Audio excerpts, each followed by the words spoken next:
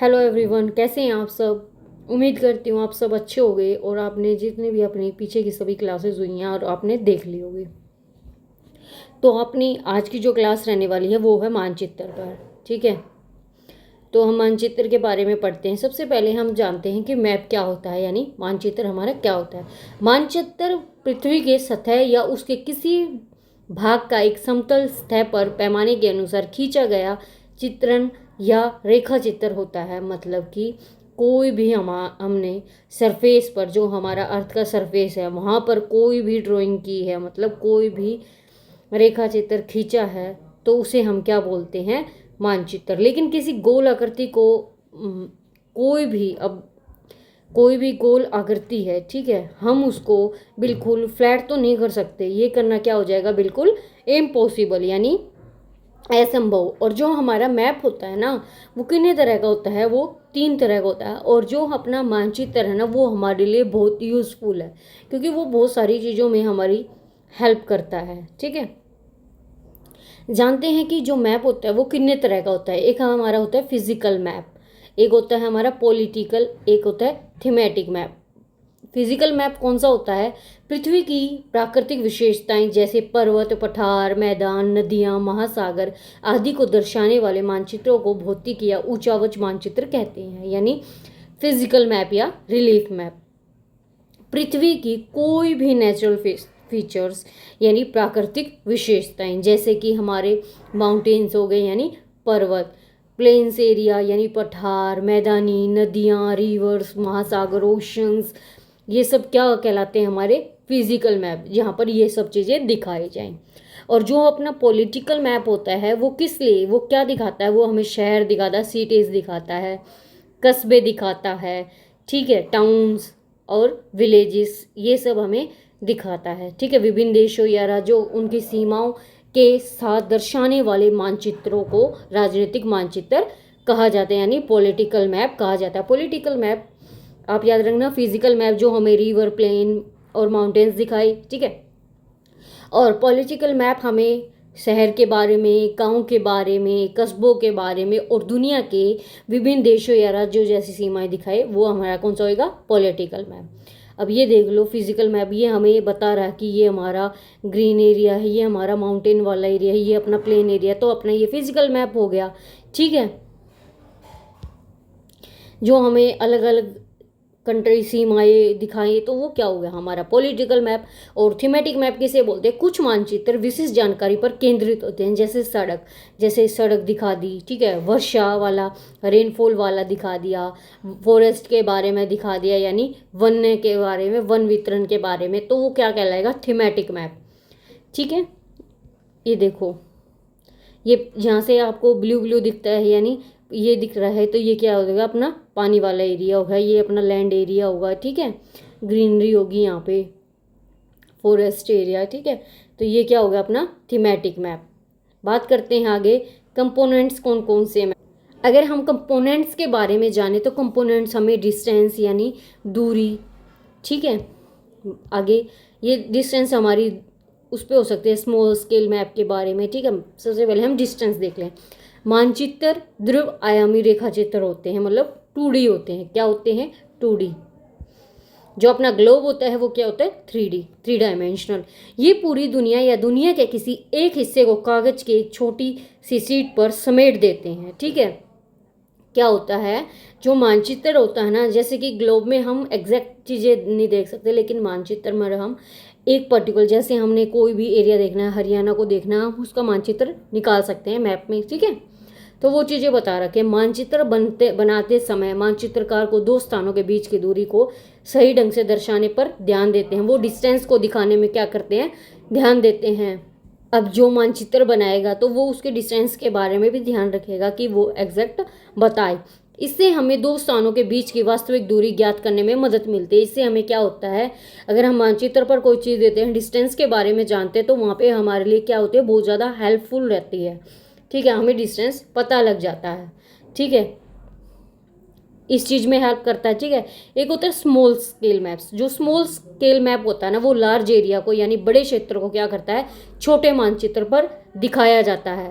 तो ऐसे मानचित्र को लघु स्तरीय मानचित्र एग्जाम्पल के लिए मैप ऑफ अ कंट्री और स्टेट, यानी कंट्री मतलब देश, ठीक है, स्टेट मतलब राज्य या राज्य का मानचित्र। जब किसी बड़े क्षेत्र को, देखो स्मॉल स्केल मैप क्या होता है, बड़े क्षेत्र को हम बिल्कुल छोटे मानचित्र पर दिखाएं उसे हम क्या बोलते हैं, स्मॉल स्केल मैप। उदाहरण के लिए जैसे कि मैप ऑफ द कंट्री और स्टेट, राज्य या देश, ठीक है। लार्ज स्केल मैप क्या होता है, आगे बात करते हैं हम लार्ज स्केल मैप के बारे में। जब किसी गांव जैसे छोटे क्षेत्र को मानचित्र पर दिखाया जाता है तो ऐसे मानचित्र को विस्तृत मानचित्र कहते हैं, यानी लार्ज स्केल मैप। लार्ज को हम स्मॉल एरिया में दिखाएं और स्मॉल को हम लार्ज में दिखाएं तो उसे हम क्या बोलते हैं, लार्ज स्केल मैप बोला जाता है, ठीक है। किसी मोहल्ले का मानचित्र दिखाया जाए, ठीक है, तो उसे हम क्या बोलेंगे, लार्ज स्केल मैप, यानी विस्तृत मानचित्र। उदाहरण के लिए large scale map gives more details compare to जो लार्ज स्केल मैप होता है ना, वो कंपैरिजन टू, अगर हम डिफरेंस करने पे आए तो वो स्मॉल स्केल के अकॉर्डिंग हमें लार्ज स्केल मैप ज़्यादा इन्फॉर्मेशन देता है, ठीक है, ज़्यादा डिटेल्स देता है। अब ये देख लो आप, ये है आपका लार्ज स्केल मैप, ठीक है, ये है आपका लार्ज स्केल मैप और ये अपना क्या है, स्मॉल स्केल मैप, ठीक है। होप आपको पिक्चर से ज़्यादा समझ आ रहा होगा। देखो लार्ज स्केल मैप को, ये वाली पिक्चर देखो, इसमें आपको बिल्कुल एग्जैक्ट अच्छे से चीज़ें दिखाई दे रही हैं, बट इतने एग्जैक्ट से स्मॉल स्केल मैप में आपको नहीं दिखाई दे रही होंगी, है ना। बात करें डायरेक्शन की, मानचित्रों में दिशाओं के बारे में भी जानकारी दी जाती है। डायरेक्शन, जो अपना डायरेक्शन बता रहे हैं ना, तो मानचित्र में दिशाओं के बारे में भी जानकारी होती है, ठीक है। जैसे दूरी के बारे में बताया जाता है वैसे ही हम क्या करते हैं, डायरेक्शन मतलब दिशा के बारे में भी बताते हैं। ज़्यादातर नक्शों पर आपको ऊपर की ओर एक तीर यानी एन का जो अक्षर होता है वो दिखाई देता है, यानी नॉर्थ डायरेक्शन। वो क्या शो करता है, अपनी नॉर्थ डायरेक्शन को, ठीक है। यह उत्तर दिशा को दर्शाता है, ठीक है। एक बार जब हमें उत्तर दिशा का पता चल जाता है तो हम आसानी से बाकी दिशाएं जान लेते हैं। देखो अगर आपको नॉर्थ डायरेक्शन के बारे में, कोई भी एक दिशा के बारे में पता चल जाता है तो आप बहुत इजीली क्या करते हो, हर एक दिशाओं के बारे में आप जान सकते हो। अगर ये वाला नॉर्थ है तो नीचे वाला क्या होगा, अपना साउथ होगा, ये ईस्ट होगा और ये वेस्ट होगा, ठीक है। क्या बोला गया है, आप आसानी से क्या करते हो, पहचान लेते हो। उत्तर दक्षिण पूर्व पश्चिम 4 प्रमुख दिशाएं हैं, इन्हें मुख्य दिशाएं कहा जाता है। इसे हम क्या बोलते हैं, कार्डिनल डायरेक्शन, हिंदी में मुख्य दिशाएं। आगे बात करते हैं, some map also show the intermediate direction viz north east, south west and north west. कुछ मानचित्र मध्यवर्ती दिशाएं भी दिखाते हैं, जैसे कि उत्तर पूर्व, पूर्व पश्चिम या दक्षिण पूर्व, दक्षिण पश्चिम या फिर उत्तर पश्चिम, ठीक है।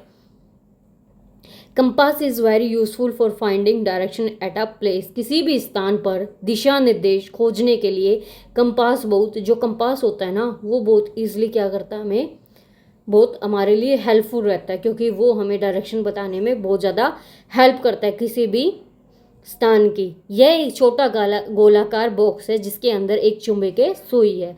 क्या होता है, ये एक स्मॉल सर्कुलर का एक बॉक्स होता है जिसमें क्या होता है, एक मैग्नेटिक नीडल होती है अंदर। The needle of the compass always point in the north south direction. जो नीडल होती है ना, जैसे ये देख दो, ये हो गया, ठीक है। ये जो नीडल होती है ना, ये क्या बता देती है, नॉर्थ साउथ डायरेक्शन को बता दिया, तो हम एग्जैक्ट ये वाली डायरेक्शन का पता लगा लेते हैं, ठीक है। ये मैप के थ्रू भी चीज़ें दिखाई गई हैं आपको। कंपास की सुई हमेशा उत्तर दक्षिण दिशा की ओर इशारा करती है, ठीक है।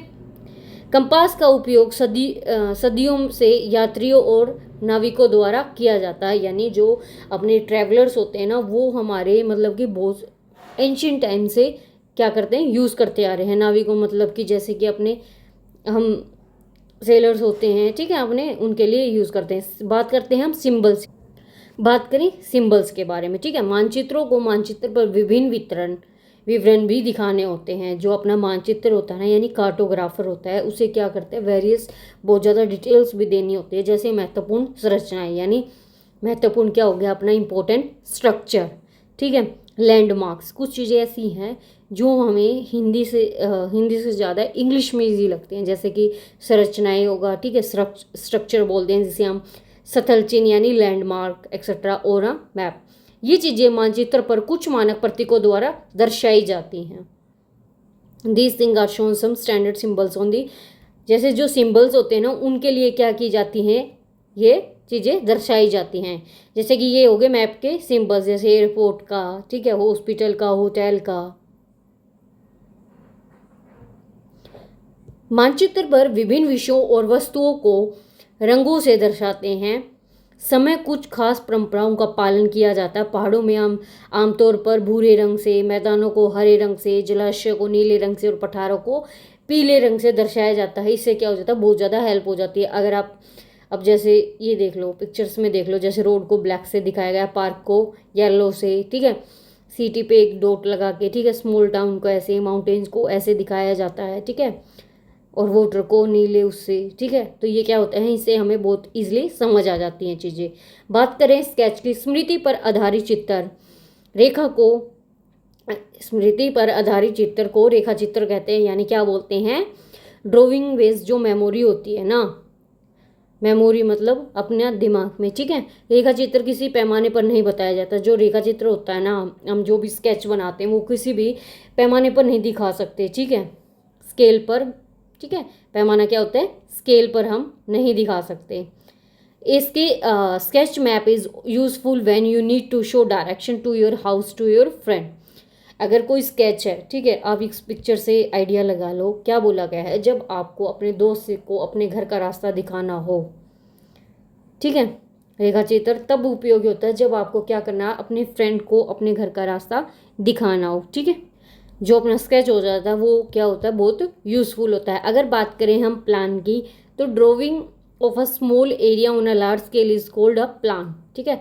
किसी छोटे क्षेत्र का बड़ा पैमाने पर चित्र नियोजन कहलाता है। छोटा क्षेत्र हो गया कोई भी स्मॉल एरिया, ठीक है, उसको हम लार्ज स्केल पर दिखाएं तो वो क्या कहलाएगा, एक प्लान कहलाएगा, ठीक है। आर्किटेक्ट हो गया, आमतौर पर घर का लेआउट दिखाने के लिए योजनाएं बनाते हैं। जैसे कि हम घर बनवाने से पहले क्या करते हैं, एक डिज़ाइन, एक प्लान बनाते हैं, ठीक है, वो तैयार करते हैं। एक चीज़ को आप याद रखना, there is a international agreement regarding the use of these symbols, these are called convention symbols. अब जानते हैं कन्वेंशन सिग्नल क्या होते हैं।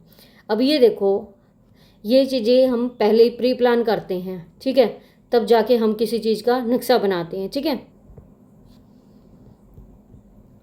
फीचर्स की बात करें, ये है अपने कन्वेंशनल साइंस, ठीक है। तो आज की क्लास अपनी इतनी थी। ये था अपना चैप्टर नंबर 4, और चैप्टर नंबर 4 अपना कंप्लीट हो गया है। कल हम एक ही क्लास में अपनी क्या करेंगे, 6th की एनसीईआरटी कंप्लीट कर देंगे, क्योंकि एक अपना लिथोस्फीयर के बारे में हम स्टडी करेंगे, कुछ इंडिया के बारे में स्टडी करना है, तो ऑलमोस्ट हम 1 क्लास में अपना कंप्लीट कर देंगे। कल अपनी पूरी 6th हो जाएगी। जैसे ही अपनी 6th की एनसीईआरटी कंप्लीट होती है तो मैं जितनी भी अपनी ये यूनिट कवर हुई हैं, जैसे अर्थ के बारे में, मैप के बारे में, जितने भी क्वेश्चंस आए हैं प्रीवियस ईयर, वो हम डिस्कस करेंगे, ठीक है। उनका हम अलग से सेशन लेंगे। जैसे ही कोई यूनिट अपनी कंप्लीट होएगी तो हम क्या करेंगे, अपना एक सेशन लेंगे जिसमें हम PYQ करेंगे। उससे अपनी मेनली अपना कॉन्सेप्ट बिल्ड होता है, ठीक है, एनसीईआरटी करने से। और साथ के साथ अगर हम PYQ देख लेते हैं तो हमें ये पता लगता है कि कहाँ से क्वेश्चन पूछे जाते हैं। उस यूनिट को हम और ज़्यादा क्या करते हैं, स्ट्रॉन्गली तैयार करते हैं, ठीक है। तो आज का सेशन हम इतना ही रखते हैं। कल हम करेंगे 6th क्लास के एनसीईआरटी कंप्लीट कर देंगे। 5th और 6th चैप्टर को हम कंप्लीट कर देंगे। ओनली 6 ही चैप्टर हैं आपकी 6th की एनसीईआरटी में, ठीक है।